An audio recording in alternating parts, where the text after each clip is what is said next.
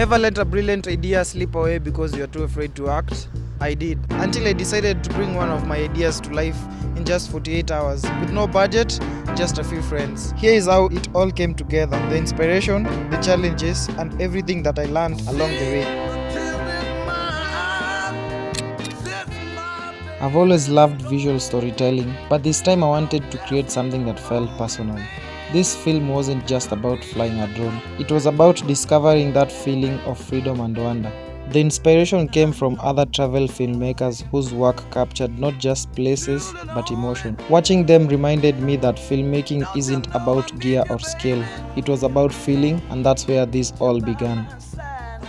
Since I only had 24 hours to shoot everything, I made sure all the locations were close to each other, so we could capture every scene in a single day. The first location was special because it was the first place I ever flew the drone, and I knew that's where the story had to begin. We arrived early to take advantage of the soft morning light and began setting up immediately. We started with a series of wide establishing shots to capture the environment and create special context for the story. Once those were locked, we moved into medium and close-up shots to add more texture and depth to the sequence. The drone was used to establish aerial perspective and smooth transition between scenes, ensuring visual continuity for later edits. The second location brought me a softer contrast with the model walking through the tea leaves. It added warmth and calm in the film's rhythm. We positioned the model along a narrow path between the tea rows to create natural leading lines and depth within the frame, enhancing the overall composition.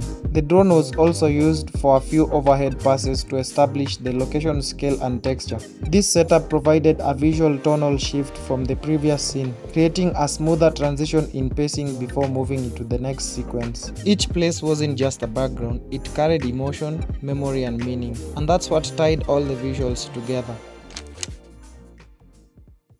Since I was in front of the camera, I spent a lot of time visualizing the movements, the light, the rhythm, and the stillness between the moments. Everything was filmed on the Sony a7 IV in S-Log3 to maximize the dynamic range and maintain flexibility on post, especially with how the lighting conditions shifted throughout the day. For the lenses, we used the 24-70 f2.8 for the main cinematic coverage, and the 14-24 for the clam shots and the wide environmental shots. The clam shots of the Mini 4 Pro spinning up were some of my favorite, captured using the Magic Arm mount to achieve those stable cinematic movements.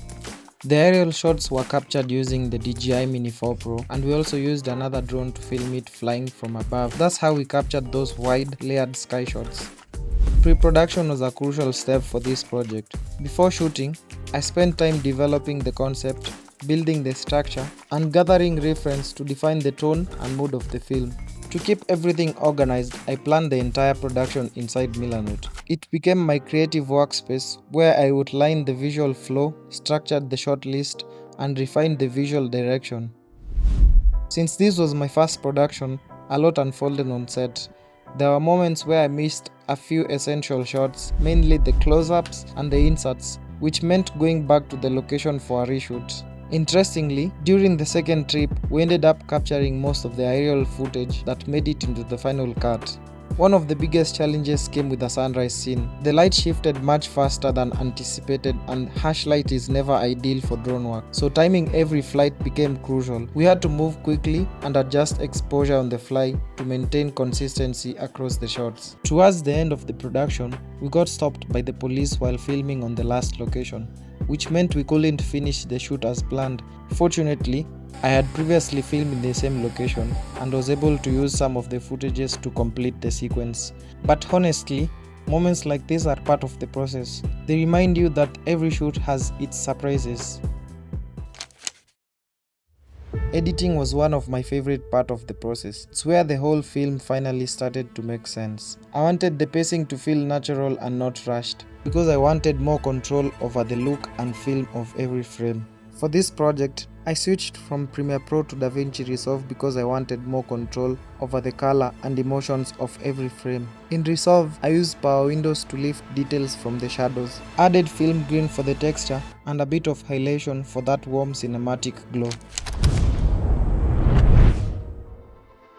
Sound design was a completely new part of the process for me. I built it step by step, starting with the sound of the wind, adding background noises and soft hum of the drone. and later a few whooshes and risers to build energy between the scenes. Each element was recorded separately and later mixed during editing to make the scenes feel more connected. It took some experimenting to get it right, but it helped me see how much sound can shape the overall mood of a film. And now, here's an example of how those layers came together.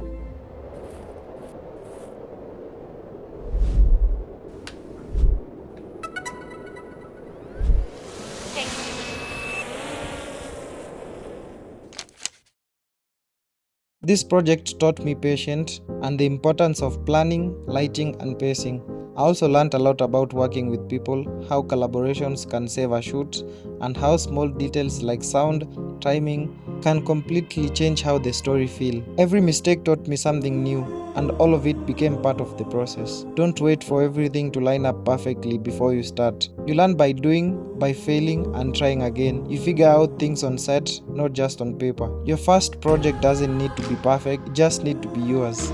If you've got any thoughts, suggestions, or ideas that could help me grow as a filmmaker, drop them below. I'd like to hear what you think. Thank you for watching, and thank you to everyone who helped me bring this story to life.